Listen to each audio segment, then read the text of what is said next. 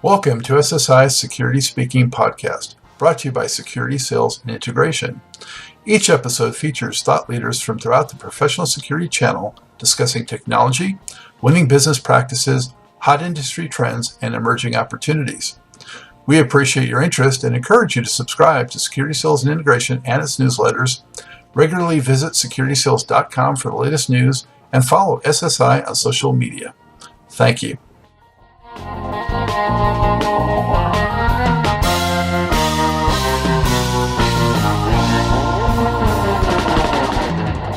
Fred, how did you become involved in PPVAR? So it's quite interesting. When I was in Coral Gables, I told Tom on the board this actual story. I saw the fire trucks when I first got there running every day with lights and sirens, a whole battalion group running out of the firehouse. And so I looked into it. I was wondering why such a high-end city would have so many fire calls. And it turned out to be false alarm calls, fire false alarm calls. I looked around the country trying to find methods or ways or practices or some type of study that they were doing to try to address this gap in the services I couldn't find one. And then I found an article at the International Association of Chiefs of Police where they were advertising for board members for PPVAR. So I applied. I went through a selection process, and I was lucky enough to be blessed with the opportunity to serve on this board with these great people that I think are doing some great work. It's a game changer what they're doing. It's very innovative, and I think it's going to save lives. It's going to protect police officers and really protect citizens, because every time those fire trucks run out on these fire calls, it puts everyone in danger. They do the best job that they can, but at the end of the day, we still have errors. We still have accidents or running through lights. So if we can minimize those, we save lives. Police officers responding to these false alarm calls, it really develops into a mindset of complacency. And I think Joya really has a lot of great stories that she's pulled out of California around the country, where her success stories of apprehensions are quite remarkable through video or audio verifications. Most recently, I interviewed two officers, one from the Northeast Coast and one from the Southeast Coast of the U.S., and I asked them about their response to these alarm calls. And the common theme among most of these officers was the fact that why can't the alarm companies verify these alarms through video today with advanced analytics before they dispatch us? Because they respond to the same calls over and over and over again. And so I think PPVAR is doing a great job under the leadership of Joe and Tom here, which I'm really impressed with, because what they're doing is a game changer. They're trying to develop, or they are developing, a method that will enhance the reliability of these alarms when they're dispatched. And so it provides better customer service and proof of concept is in Joy's own operation, right, where she has an incredible amount of apprehensions through this type of method, but also enhancing safety. So really they're great trendsetters in terms of better quality service for their customers, and great trendsetters in enhancing safety for our public safety employees, which is where I come into the picture. Well, Joey, Frank mentioned success story. Can you give us an example for somebody that might not be totally aware of how PPVAR works, and just give us an example of a success story in the field? Well, yes. PPVAR, we specialize in priority response for verified alarms.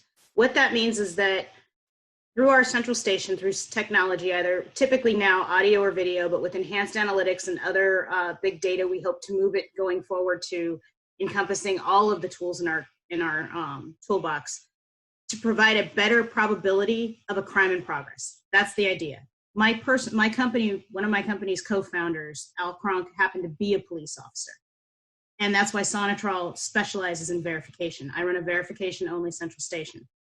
All of my alarms are able to be verified either through audio or video.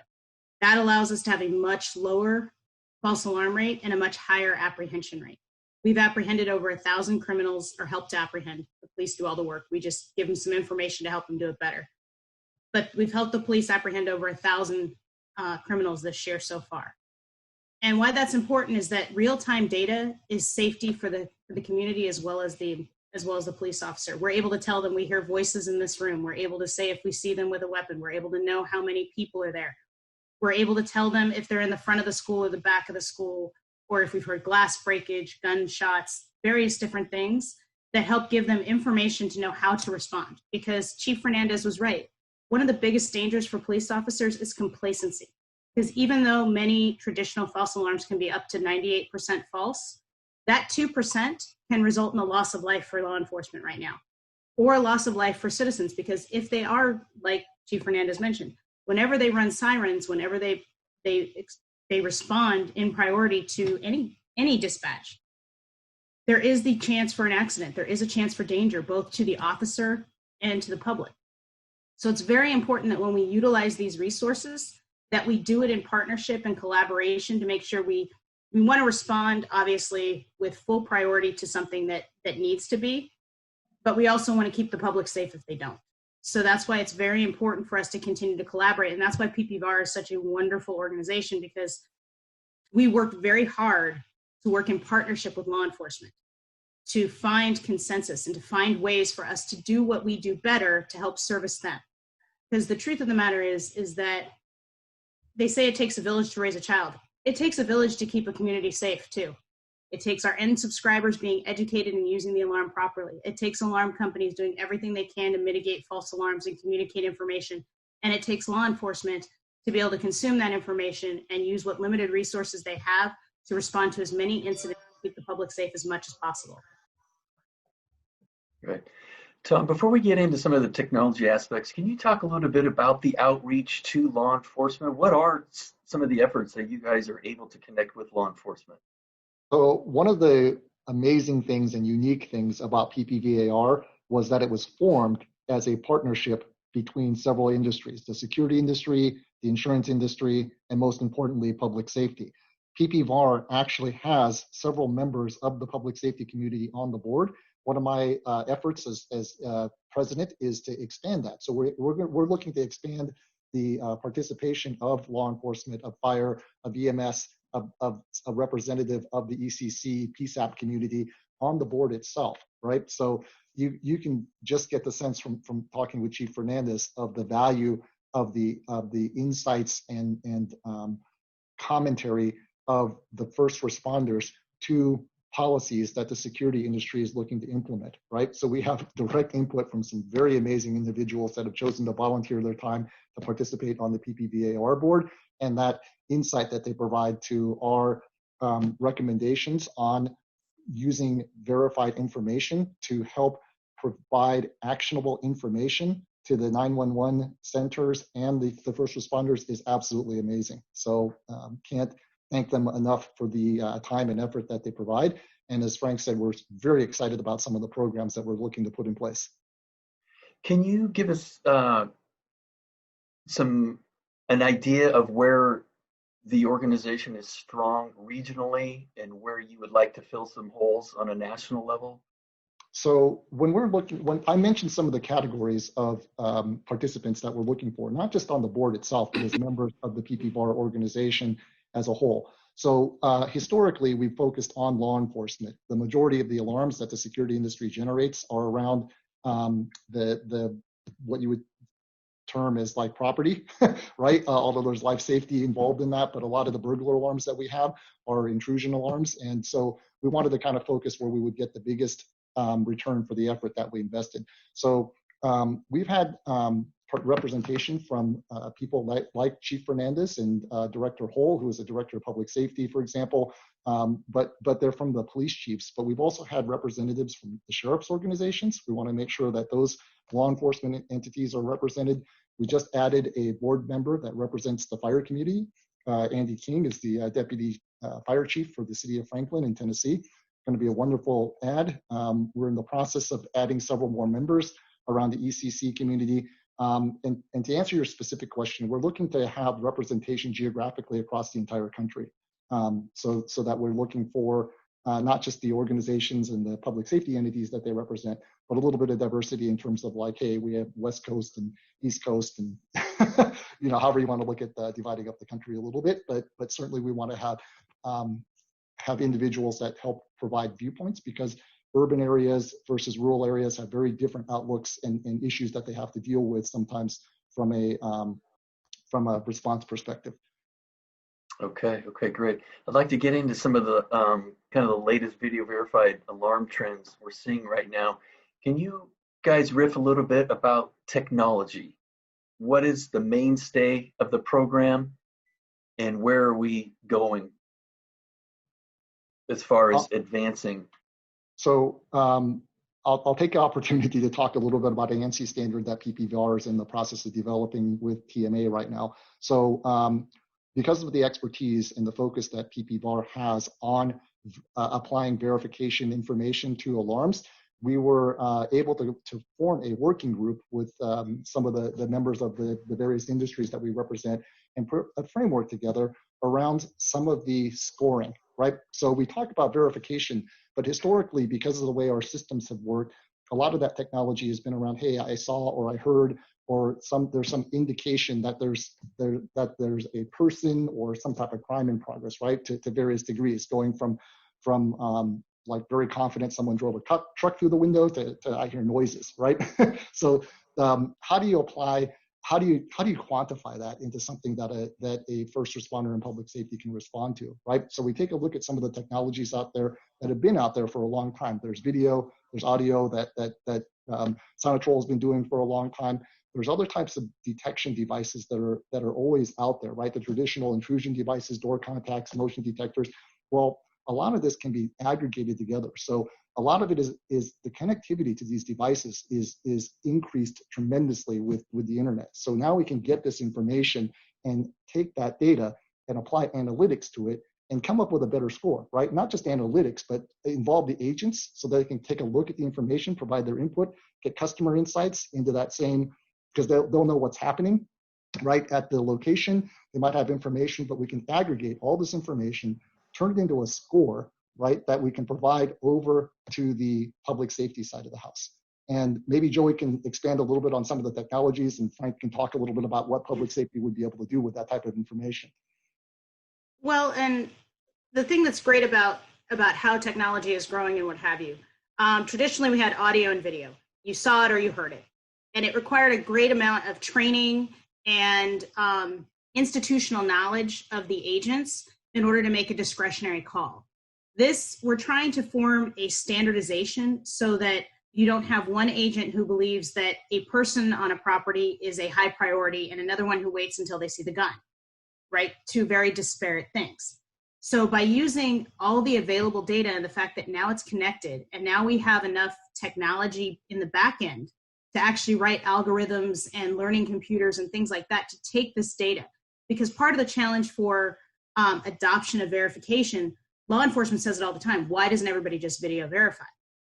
Well, the reality is that you have to get over, 100 million subscribers in the US across, residential, commercial, even government to adopt all new technologies in the way they do it. Then you have to get all of our industry to do the same thing and to try and scale that.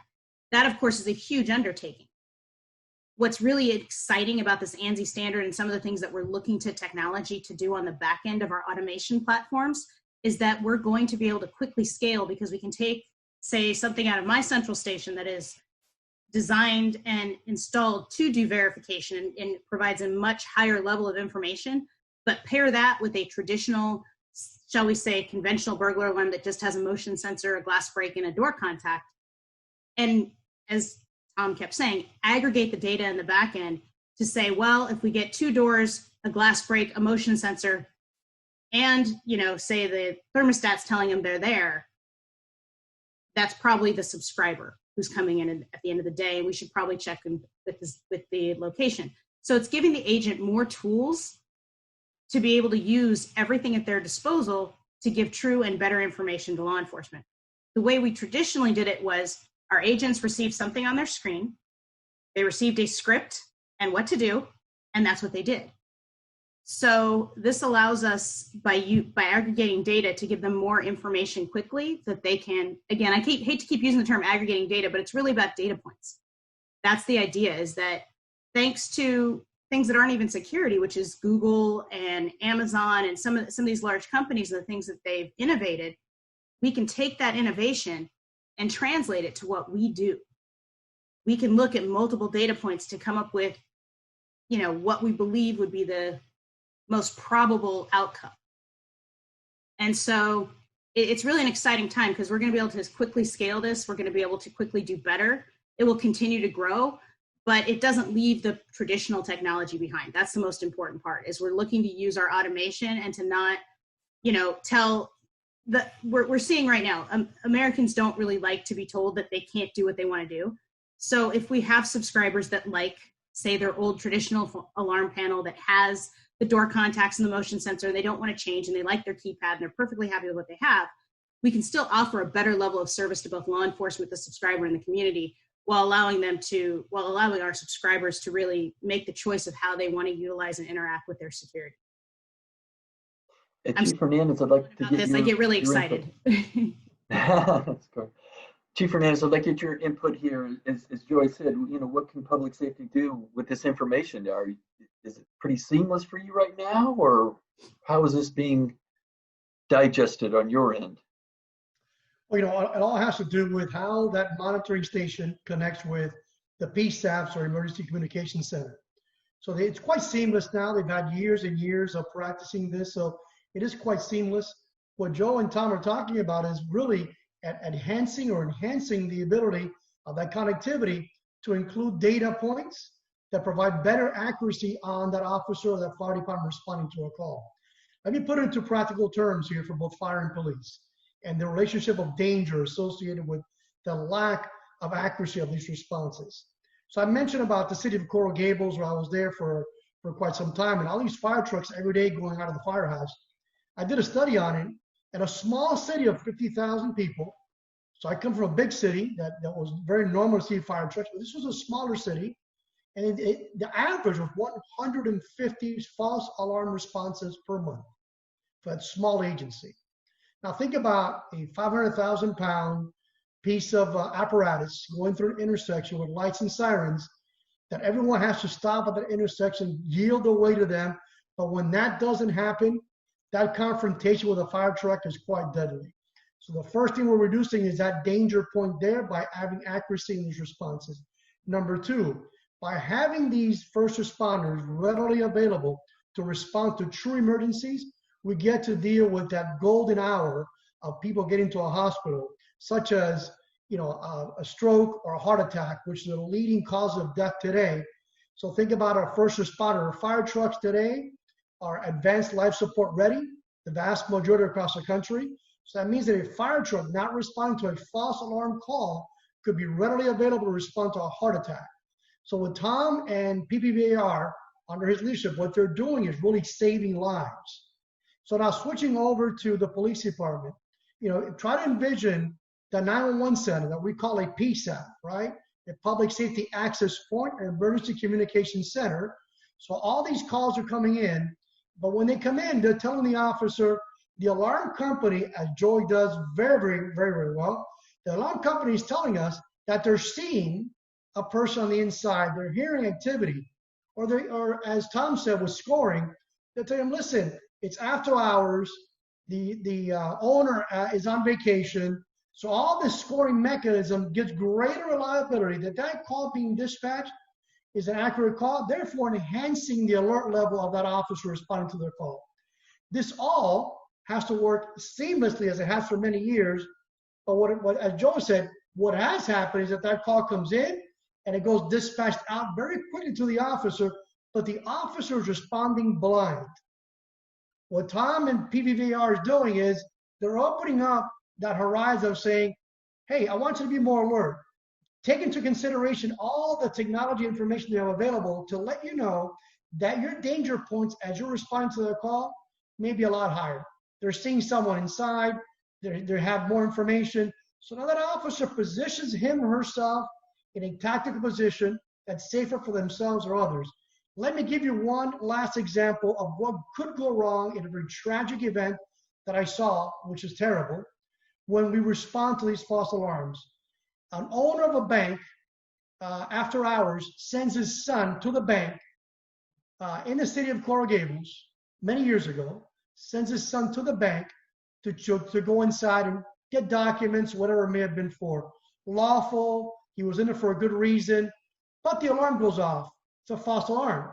They dispatch police respond, see the front door open, they go inside with their guns out. And what ends up happening, that individual got shot and killed by the officer. I can assure you that the officer did not want that outcome. But at the end of the day, it happened. That father doesn't have a son. The officer has to live with the guilt that he killed basically an innocent person, even though that's not the outcome that officer wanted. So again, when I mentioned about PPVAR saving lives, this is just the tip of the iceberg. I think the innovativeness and the creativity, the forward thinking of PPVAR is absolutely a game changer for the alarm industry. I am in it for passion because I believe in officer safety. I'm a very strong member of the International Association of Chiefs of Police, and we're pushing this forward very, very hard so that aside from all the national issues that are going on with law enforcement, police today need to focus on the simplest form of policing and that rudimentary call that's going to cause a danger. Just yesterday, to think about the simplicity of calls, right? You think, what's this an alarm call? It's simple. Well, think about yesterday, an officer responded to a domestic violence call. And that officer ended up in an encounter with an individual. And other reports indicate the officer shot him several times in the back. The result, a person's severely injured in a hospital. But we have riots all night yesterday because of this. Again, simply, the simple calls need to be handled, right, with the highest level of accuracy that leads to better policing. In that formula, PPVAR has a lot to do with the simplicity of responding to a call with the highest level of accuracy. And if everyone follows that theme of providing the best platform for police officers to perform the duties at the highest level, then we make policing that much safer for everyone. So again, my hat goes off, and my gratitude on the public safety side to both Tom, the president, and the past president, Joe, for really being forward thinkers in the aspect of enhancing safety for customers and our public safety personnel. Chief Hernandez is pretty passionate about this stuff, Tom. Very much so. It's what I love about our organization and about Chief Hernandez and all of our public safety volunteers right on our board are equally as passionate about the mission of PPVAR. Awesome. So maybe Tom and Joey, I'd like to get your guys' input on this. What do you see as the top challenges facing the video verified alarm movement today? What the easiest answer to that is privacy, right? There's a great concern about making sure that the privacy of our customers and the citizens is respected, whether even if that's in a public space, or more importantly, as we move these technologies into the home, right? Cameras have existed. ADT has millions of customers out there with cameras in their home. I have them, but all of us would ask that question, well, what can you actually see, right? So we want to make sure the technologies support the ability to maintain customer privacy, customer opt-in, not just at the level of like, well, you can access my cameras or not, right? Or aggregate all this information. But we're working to make sure that you can choose when to share that information, whether that's with the alarm company or with public safety, right? So that's one of the key areas. It's a policy issue as much as it is a technology issue. Right. Well, and from a technology point, if I can hop in, is cameras have become a business tool because I focus on primarily commercial customers in my business, and even on the residential side. Managing the difference between lifestyle and security application of cameras is difficult sometimes, because if you're going to truly verify things, you want to look at hot points. And no offense, but looking at that driveway is probably not as important to somebody that wants to see how their people are unloading their trucks, right? So there's that business use versus the security use. Not to mention the fact that as technology is moving faster than a lot of people's infrastructure to utilize it. So that's the other challenge. Is it's not what we can, it's not if we can do it, because anything's possible. It's if our infrastructure will support it. And no matter how much infrastructure I build in my central station, because I do specialize in audio and video, if the end customer doesn't have the bandwidth, it makes it very hard for us to get quality usable video. And that is the challenge. Also, as analytics and other things are coming into play, it's coming in really big right now with the fever cameras that are out for what we're dealing with COVID-19 right now. They have to be applied in a very specific fashion to be, frankly, reliable. That's the other challenge, is there's environmental factors that have to come into play for the technology to work. So that's really where we're having, technology is growing faster than the education and end users' ability to consume it properly, is what I'll say is the best way to put it. Especially with these fever cameras, I've taken a very conservative stance in my own personal company for them to make sure that what the customer and the end user are purchasing is going to actually provide what they need. But I've had several customers purchase from other ways to do it, other vendors or other companies, and come to me and be like, why isn't this working? And then I explain, I'm like, well, you can't have a fever camera looking at an open window. That's not going to work. And so there's some various challenges to some of where we're at in technologically, but privacy is the biggest issue from a policy standpoint and from how you're going to approach it. But then you've got to have the technology married to be as effective as possible for some of this stuff to work, because if you do it right, we have a saying in my company, not as a plug for my company, but if you sell it right, you install it right, and you monitor right, it works. Best example I have of that is we have a customer in Bakersfield, California, who had their yard broken into probably 50 times. They'd put additional stuff in, they'd switched companies a couple times, but they'd never went a verification route for whatever reason. They finally decided to use verification. That first weekend, they had 2 apprehensions and 2 separate incidents where we were able to get law enforcement there, apprehend the person, avoid the loss for the customer as well, because they had all of the stock that they were trying to steal. So because of that, it's very important that we do it right, and we do it, we educate our customer, because it's not just a partnership between alarm companies and law enforcement or public safety. The subscriber also has to be the partner. So if we all work together and we do the application, and again, we sell it right, we install it right, they use it right, we have a really great outcome.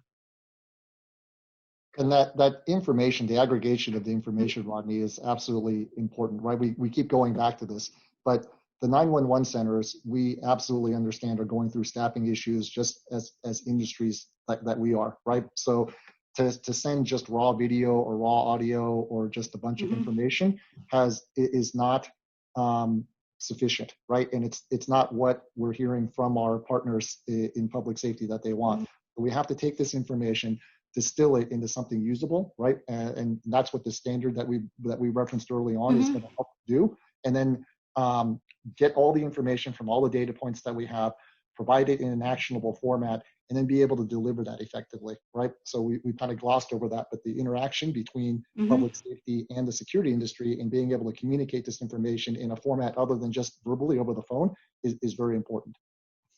Yes, and as well as I will say, it's very, very important that we work as professional monitoring, either association, company, however you want to look at it.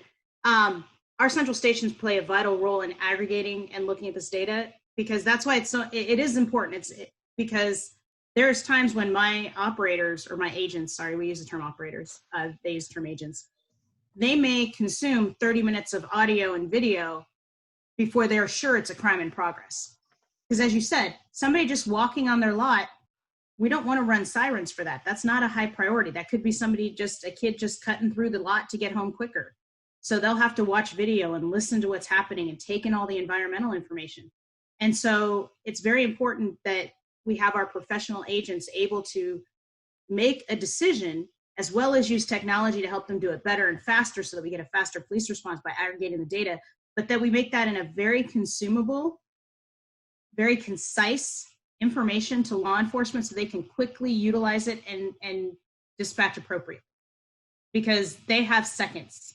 They don't have 30, 40, 50 minutes to be consuming all this information and make a decision. So if we can provide with a high probability, that's always the challenge, is with a high probability of accuracy, this nugget of information that they can then quickly respond, and as Chief Fernandez was saying, save lives, it becomes an invaluable process. And speaking to the security dealer community out there, Tom, can you talk a little bit about their participation, where there are opportunities for them to become involved, and even from a business perspective? Absolutely. So I'll start off with PPVAR, right? Work with your industry associations, but certainly PPVAR has a very focused mission around this, and we would love to have participants from every level of the industry work and contribute right to the mission, ongoing mission of PPVAR, the work that we're doing, the standards that we're developing, the outreach that we do with the public safety community that we'll be expanding upon. That's going to be very important. So we have to look at that, and the technologies that dealer organizations use, right, are also going to be important. So we've been talking a lot as a security industry about our ability to leverage some of these technologies that are out there, right? The cameras, the devices, how they're set up, what's sold to the customer, how they're installed. All that's very important in order to kind of contribute to this kind of culture of verification, right? And the reduction of false alarms that as an industry we've been very dedicated to. We want to kind of continue that. You know, these crazy times we're in, people talking about defunding police, and we're not going to delve into what that might mean, but can you touch on how might this concept of defunding police departments and those types of controversies impact police, and in turn your ability to respond to alarms? Well, I could tell you that I don't think we're ever going to have a situation where police are not going to respond to a citizen's call for help or an alarm call. That's not going to happen. Could it be delayed? It possibly could be delayed, but they're always going to respond. Our nation is resilient. Our police department have proven over years and years and decades that they're going to persevere through this and come out better on the other side. But to that point of defunding police, there are departments that are cutting back their budgets, which means that we have to work in a more streamlined process, be a lot more accurate in what we do with our resources. So PPVAR is actually helping in that effort, because there'll be less calls for service on these alarm calls because there'll be better accuracy on them. So we're going to reduce that overall number significantly, allowing the police officers across the country, a wide spectrum of this, to respond to where they're needed the most, rather than an alarm call. I can tell you that, having interviewed several officers for this particular issue of false alarms, that they're just exhausted, they're fatigued, have responded to so many alarm calls every single day. And so again, I think this is a great initiative that is true to this day and time that we're in with policing and this theme of defunding, because we have to do better with our resources if we have less resources. But nonetheless, PPVAR is just one component of that. We hope that others follow suit and that they do their part to be forward thinkers in terms of public safety and what can be done. Well, I think today with technology, look at the Internet of Things, the Google Internet of Things, where they're capturing all this data to try to have better outcomes. And this is what this system will do for alarm calls. But I speak from the perspective of, number one, a police officer, boots on the ground for so many years, over 34 years of being out in the field. But also from the perspective of a chief of police or a city manager perspective. In the middle lies a responsibility of, citizen safety, officer safety, and proper use of resources. And this method of responding to alarm calls fits all three of those models. Tom, I don't want to take us down a rabbit hole about this whole concept of defunding police, but is there a piece for PPVAR here that you see? So while we focus on the verified portion of this, right, there's two sides to this, right? The verification not only means that we're confirming that something is occurring there, which is where we go a lot of times, but on the opposite side, it's also confirming that there's not something occurring there, right? Yeah. And that is going to have a significant impact on the maybe not necessarily the false alarm percentage, right? Because the percentages are hard to alter sometimes, but on the sheer volume of calls that the security industry generates, we have seen huge impacts by providing better verification technologies, not just through analytics, but by deploying tools to the customers. We have seen results that are amazing. Like, so I'll publicize this a little bit. ADT, by deploying our first generation of tools in this space, has seen with our highest activity customers a 47% reduction in the alarm activity that we see to our agents. which is amazing, right? Almost half. And I'm confident that we can go above that mark by tuning the tool a little bit, getting some customer feedback. But those are the types of technologies that are inherently part of what PPVAR is looking to deploy, right? When we talk about the different types of data points, customer input and being able to communicate with them is a key portion of this. So that will help with these efforts. And I'm not sure whether we, as an organization, we have an opinion upon the defunding the police, right? We're going to do what we can to make sure we're helping our public safety partners in allocating their resources properly and making everybody safer, right? Hey, by the way, I wanted to add to Tom's point that it's not just about helping public safety, but the end user or the customer is going to save a significant amount of money. I'll speak from the perspective of a city manager that we get a lot of complaints from citizens of having to pay those false alarm fees. So typically they give them 3 false alarms per year. Then after that, they start charging incremental increases in each call response. In some cases, I've had businesses pay upwards of $1,500 for each one of those calls. So this technology is going to save the customer, money on the back end of it by having less false alarm calls. Great, thank you. Just a couple more questions I want to cover here. Tom, can you talk a little bit about how might emerging and disruptive technology overall impact or transform alarm response? We see some amazing possibilities here, right? So we just did our deal with Google. That was big news. But the ability to bring some of the analytics and the cloud technologies, 5G communications, I don't know where you even want me to start, right? There are so many technologies that we can take advantage of that are going to enhance our ability to provide verified alarms, get more data from the systems that are out there, analyze not just the information that's coming from a single place, but we've seen what we've been touching upon a little bit here. People don't desire just to keep their house or their business safe. They want to keep their community safe also, right? That's the natural outreach of some of these apps and things that are out there. So we're looking to try to provide this information in a way that will aggregate data from various sources and from pattern analysis and some other things without getting overly too spooky about right, the types of information that are out there. We want to use this for the greater good, right? So we're going to take this information and try to make the best use of this, right, with the customer's permission and with privacy in mind first and foremost, and get the outcomes that we're looking for.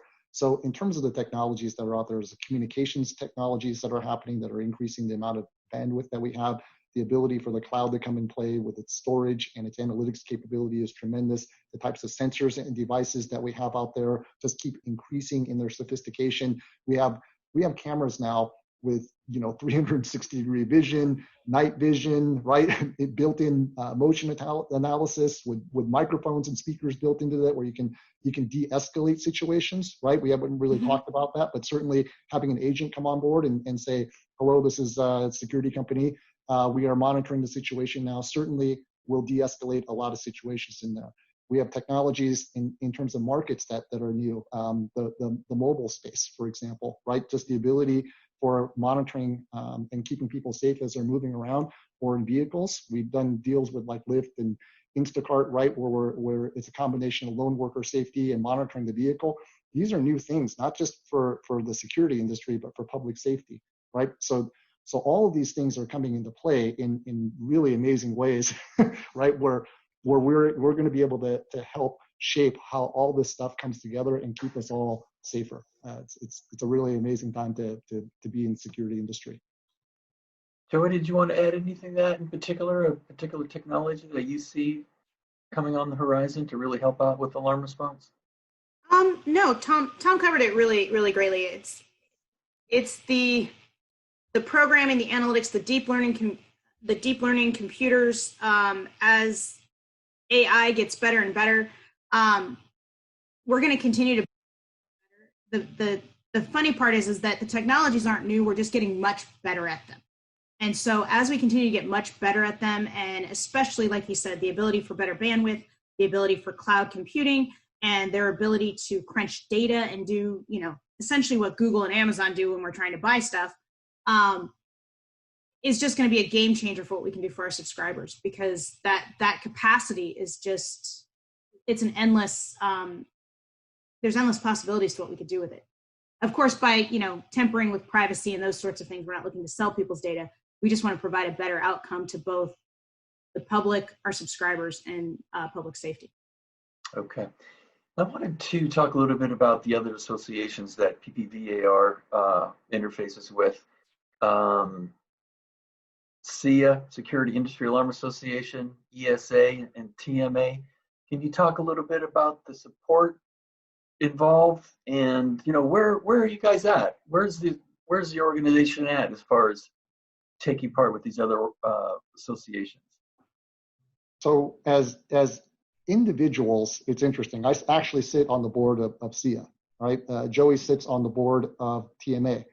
So we feel very aligned at certain levels in as companies participating in these organizations that within PPVAR itself, that we are supported and we have representation just by the nature of our membership, right? We have very active members as a volunteer organization that are participating with these industry organizations. So besides that, we have SEAC that we also work very closely with, right? FARA is out there doing false alarm work.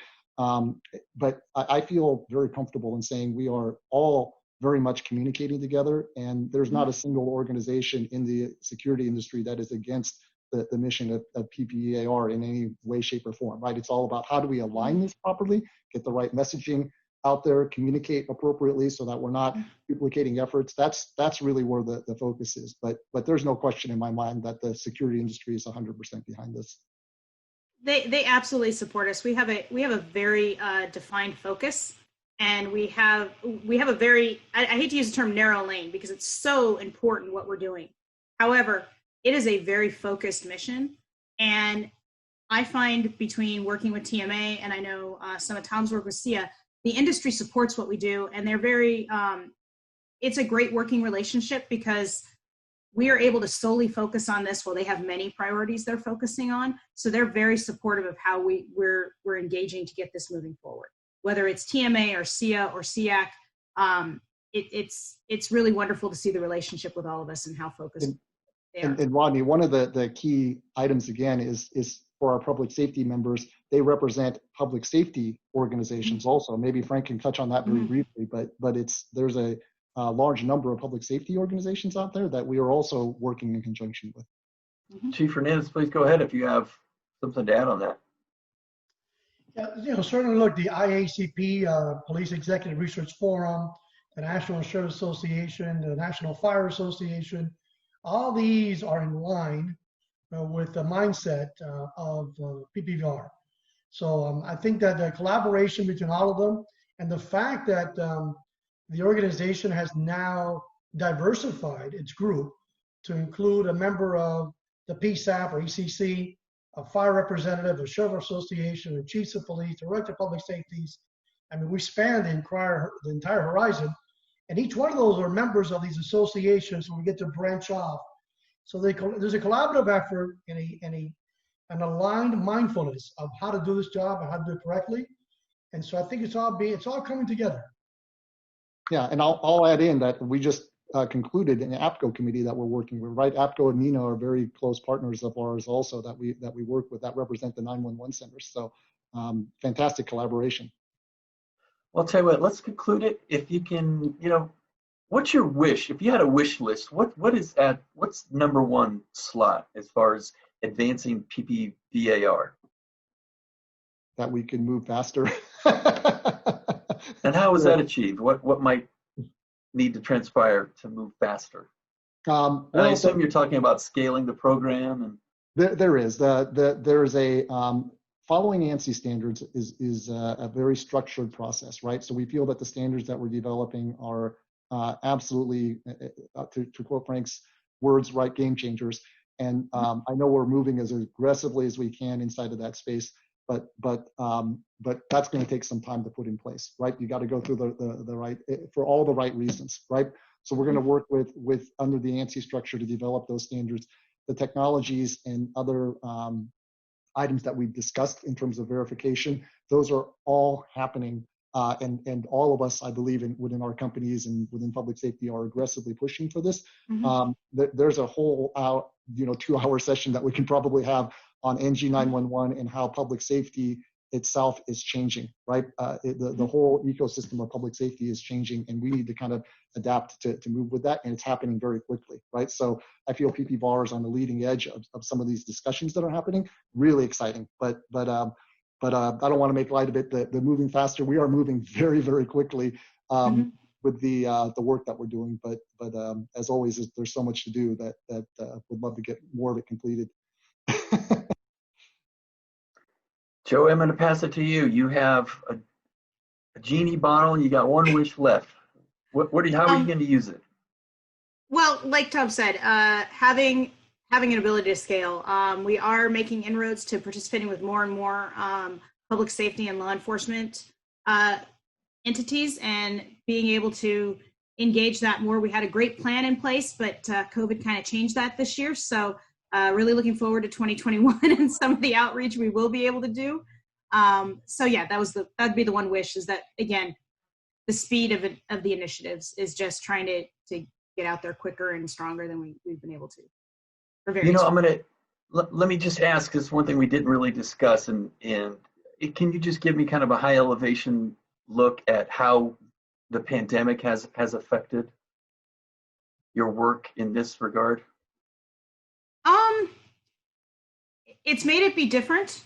There's a lot of, from my perspective, there's a lot of priorities that are coming at you in a different way that you never really planned for. Running a monitoring center and working in this industry for 20 years, we always had disaster recoveries. I can honestly say, of all the disaster plans I had, I never had a pandemic plan, and I do now. So part of how you build relationships and how we've been able to scale and how we've been able to accomplish so many things is relationships. That's whether it's in the industry, whether it's with law enforcement, whether it's with fire, public safety, city managers, even our subscribers. It's all about relationships. All of us, as is evidenced by this lovely Zoom meeting that we're recording, we're building relationships differently now. So that's really been the biggest challenge of it. It hasn't changed what we do. It's changed how we did it. We're still protecting the public. We're still working closely with law enforcement, both in the company and as an association. We're just having to navigate it a little differently than we had previously. Okay. All right. We're going to give the last word to Chief Hernandez. Do you have anything to add? You have some comrades on the call here. Anything you want to pass along to them to help out the mission of alarm response? Well, as you mentioned, the forward-thinking vision that I would embrace is an opportunity, again, to utilize technology to enhance safety for both the customers of these alarm services and for our public safety personnel, police and fire. The end result is to build operational capacity for these public safety personnel, where they're utilizing their resources at the right time for the right reasons. Way too often we're dispatching police and fire blindly. Technology is offering an opportunity now to really dispatch them with the highest level of information possible for that officer, that firefighter, to make the right decisions at the right time for the right reasons. Chief Hernandez, thank you so much for your time. Tom, Joey, much appreciated. You guys enjoy the rest of your day. Thank you. You too. Thank you for the opportunity. Thanks so much.